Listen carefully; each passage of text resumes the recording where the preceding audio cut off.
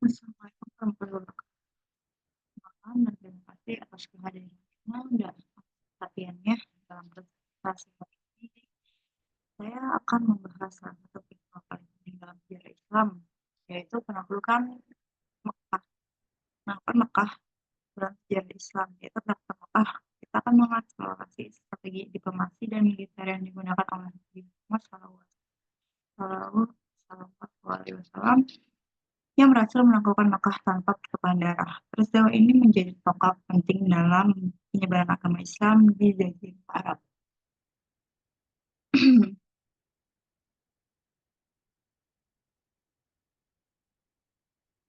Latar belakangnya itu penyebab utama terjadinya Fatah Makkah ialah pelanggaran perjanjian Hudaybiyah oleh kaum Quraisy. Perjanjian ditandatangani pada tahun 6 Hijriah menetapkan gencatan senjata selama 10 tahun dan membolehkan suku-suku untuk bergabung dengan salah satu kubu.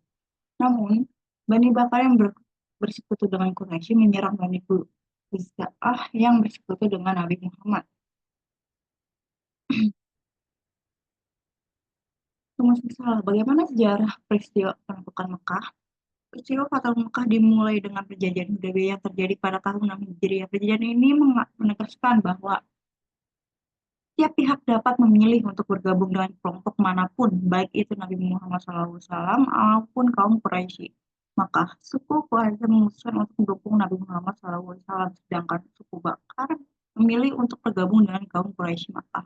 Meskipun kedua suku ini memiliki sejarah permusuhan yang pertumpahan darah pada masa jahiliyah, perjanjian Hudaybiyah memungkinkan mereka untuk melakukan gencatan senjata. Namun terjadinya penyerangan oleh Bani Bakar terhadap kabilah Bu'aza yang mendapat dukungan dari orang-orang Quraisy. Perlawanan atau penaklukan kota Mekah dilakukan oleh Nabi dan kaum muslimin dikarenakan kaum Quraisy melanggar perjanjian secara sepihak yang telah disepakati sebelumnya. Apa saja perjanjian Hudaybiyah dalam proses menuju penaklukan Mekah?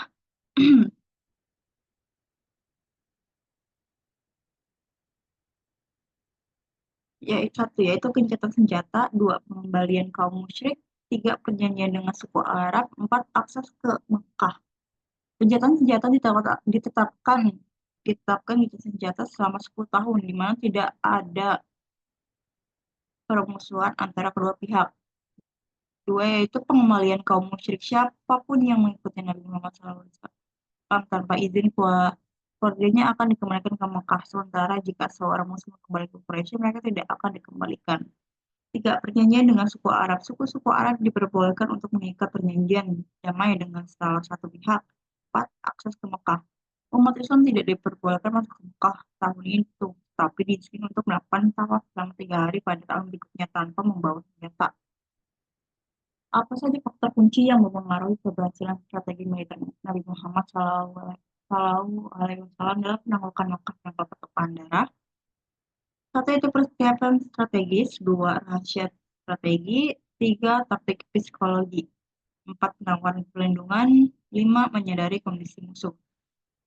Taktik psikologi menggunakan taktik seperti perintah untuk menyalakan unggun api di perbatasan tanah haram menciptakan suasana ketakutan dan kebingungan di kalangan Quraisy yang menganggap jumlah kaum muslimin lebih besar dari yang diperkirakan. Pasukannya berjumlah 10.000 orang dan dipimpin langsung oleh Nabi Muhammad SAW menimbulkan rasa ingin tahu di kalangan anggota pasukan karena mereka tidak diinformasikan mengenai musuh yang akan dihadapi. Hal ini menimbulkan kecemasan di pihak musuh Islam. Di sisi lain, musuh-musuh Islam merasa bingung apakah mereka yang menjadi target serangan ataukah musuh lain. Sebagai respon terhadap situasi ini, kabilah Hawazin mengumpulkan suku-sukunya untuk bersiap menghadapi kemungkinan terburuk. Mereka mengerahkan tentara mereka ke lokasi-lokasi strategis di utara Taif. Kedua, yaitu penawaran perlindungan. Ketika Abu Sufyan datang menemui Nabi Muhammad SAW, Nabi memberikan jaminan keamanan kepada siapapun yang masuk ke rumah Abu Sufyan. Menutup pintu atau memasuki Masjidil Haram berfungsi untuk meredakan ketegangan dan mendorong orang untuk bergabung dengan pihak Muslim. 3. Yaitu menyadari kondisi musuh. Pada hari yang telah ditentukan, tanpa ada tanda-tanda perlawanan, Nabi Muhammad SAW beserta pasukannya memasuki kota Mekah. Dari 4 arah, ia menunjukkan Khalid bin Walid Khalid bin Walid untuk memimpin sayap kanan dan Zubair untuk sayap kiri.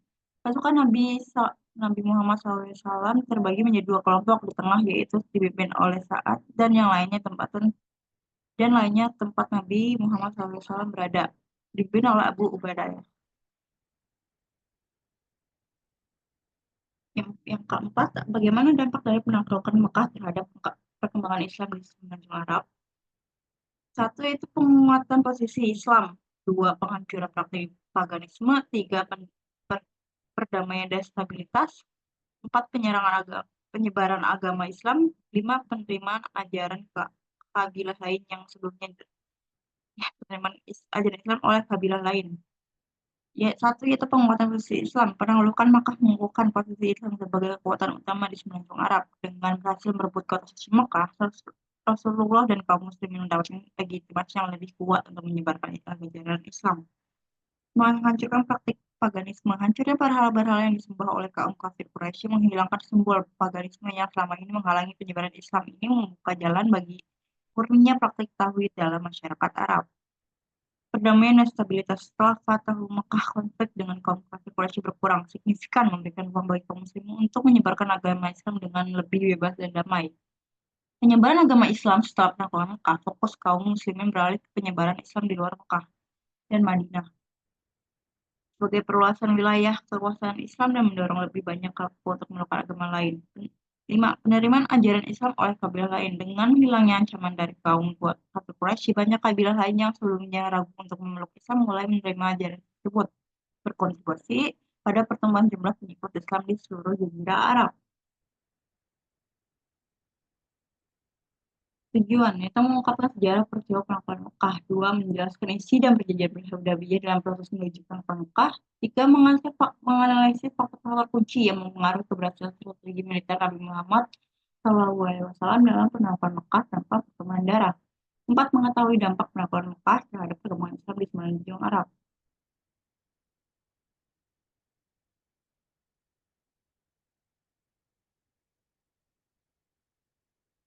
Bab 2, pembahasan peristiwa Fatul Mekah dimulai dengan perjanjian Hudaybiyah yang terjadi pada tahun 6 Hijriah. Perjanjian ini menegaskan bahwa setiap pihak dapat memilih untuk bergabung dengan kelompok manapun, baik itu Nabi Muhammad SAW maupun kaum Quraisy Makkah. Suku Quraisy memutuskan untuk mendukung Nabi Muhammad SAW, sedangkan suku Bakar memilih untuk bergabung dengan kaum Quraisy Makkah. Pada tanggal 20 Ramadan 8 Hijriah, 11 Januari 630 Masehi, Nabi Muhammad dan pasukannya memasuki Makkah. Dalam perjalanan, mereka hanya menghadapi perlawanan kecil yang pasti. Sebagian besar penduduk Makkah memilih untuk menyerah. Namun perlawanan setelah melihat luas kekuatan pasukan Muslim. Itu yang sudah dalam proses menunjukkan kejatuhan senjata, dua pengambilan kaum musyrik, tiga perjanjian dengan suku Arab, akses ke Makkah. Ini sudah dibahas sebelumnya. Faktor yang mengaruhi keberhasilan strategi militer Nabi Muhammad SAW. Satu, yaitu persiapan strategis. Dua, rahasia strategis. Tiga, taktik psikologi. Empat, penawaran pelindungan. Lima, menyadari kondisi musuh. Ini sudah dibahas. Kita bahas lagi.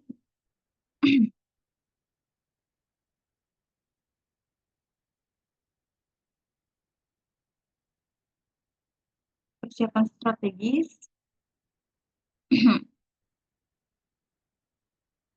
Sebelum melakukan, Nabi Muhammad melakukan pendekatan diplomatik dengan tokoh-tokoh Quraisy, termasuk Abu Sufyan. Pertemuan ini menginginkan adanya komunikasi yang lebih baik dan mengurangi kemungkinan perlawanan bersenjata yang lebih besar.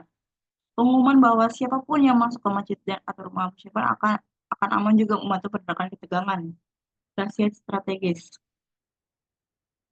Gencatan senjata. Nabi Muhammad menyatakan bahwa Quraisy telah melanggar perjanjian dan mengkhianati mereka, sehingga serangan harus dilakukan. Nabi Muhammad meminta agar informasi ini dirahasiakan agar Quraisy beranggapan bahwa beliau akan menyerang Suriah. Setelah itu Nabi Muhammad berdoa kepada Allah Subhanahu wa taala untuk menyembunyikan rencana ini dari Quraisy agar mereka dapat diserang secara tiba-tiba di tanah mereka sendiri. 3. Taktik psikologis. Nabi Muhammad menyebutkan kezaliman yang dilakukan oleh kaum Quraisy di Mekah. Beliau menyalahkan semua orang karena menyalakan api unggun pada malam hari untuk mencegah mereka melakukan perlawanan bersenjata. Oleh karena itu, sejumlah besar perapian ribut terlihat di area haram sehingga menghasilkan informasi tentang jumlah jamaah muslim yang lebih banyak daripada yang diakini. Dimulai di Mekah, kemudian para pemimpin Quraisy berkumpul untuk membahas tindakan yang diperlukan. Pada saat itu mereka bersiap untuk mengirim beberapa utusan untuk belajar tentang Nabi Muhammad dan kemudian kembali ke Mekah. Penawaran perlindungan seperti dengan Bani Muhammad dan Bani Hashim untuk mendapatkan dukungan dan mengurangi esensi dari masyarakat Mekah yang muslim.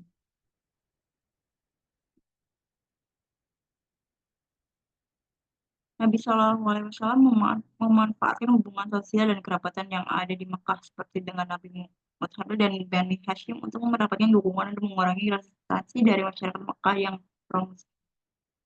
Menyadari kondisi musuh, mereka memasuki kota dari 4 penjuru dengan Khalid bin Walid dari arah bawah dan lainnya dari arah bukit. Selain adanya perlawanan kecil Ikramah, tidak ada lagi perlawanan dari kaum Quraisy yang telah memutuskan untuk tidak melawan setelah mengungsi Nabi Muhammad dan pengikutnya selama 21 tahun. Masyarakat Quraisy maka akhirnya memilih untuk menyerah dan mengakui keunggulan Nabi Muhammad Shallallahu Alaihi Wasallam. Nabi Muhammad memasuki Makkah dengan penuh syukur atas kemenangannya yang dijanjikan oleh Allah Subhanahu Wa Taala. Dampak dari penangguhan Mekah terhadap pengembangan Islam di semenanjung Arab, yaitu penguatan posisi Islam, penghancuran praktik paganisme, perdamaian dan stabilitas, penyebaran agama Islam, penerimaan ajaran agama Islam oleh khalifah lain. Penaklukan Mekah mengukuhkan posisi Islam sebagai kekuatan utama di semenanjung Arab. Penghancuran praktik paganisme, hancurnya berhala-berhala yang disembah oleh kaum kafir Quraisy. Perdamaian dan stabilitas setelah Fathu Makkah, konflik dengan kaum kafir Quraisy berkurang signifikan. 4. Penyebaran agama Islam. Setelah penaklukan Mekah, fokus kaum muslimin beralih ke penyebaran Islam di luar Mekah dan Madinah sebagai perusahaan wilayah kekuasaan Islam. 5. Penerimaan ajaran Islam oleh kabilah lain. Dengan hilangnya ancaman dari kaum kafir Quraisy, banyak kabilah lain yang sebelumnya ragu untuk meluk Islam mulai menerima ajaran tersebut. Bab 3. Penutup, yaitu penaklukan Mekah. Fathu Mekah pada 20 Ramadan 8 Hijriah merupakan peristiwa penting dalam sejarah Islam. Diawali dengan perjanjian Hudaybiyah yang memberikan hak suku-suku Arab untuk memilih pihak yang mendukung pelanggaran perjanjian oleh Quraisy, terutama serangan Bani Bakar terhadap Khuza'ah menciptakan penaklukan ini. Nabi Muhammad memimpin 10.000 pasukan dengan memasuki Mekah dengan sedikit perlawanan, memasukkan berhala di Masjidil Haram dan mengembalikan keimanan kepada Allah Subhanahu Wa Taala. Strategi Nabi termasuk taktik psikologi dan tawaran perlindungan membuat Quraisy menyerah tanpa darah, memperkuat Islam dan mempercepat penyebaran di Jazirah Arab.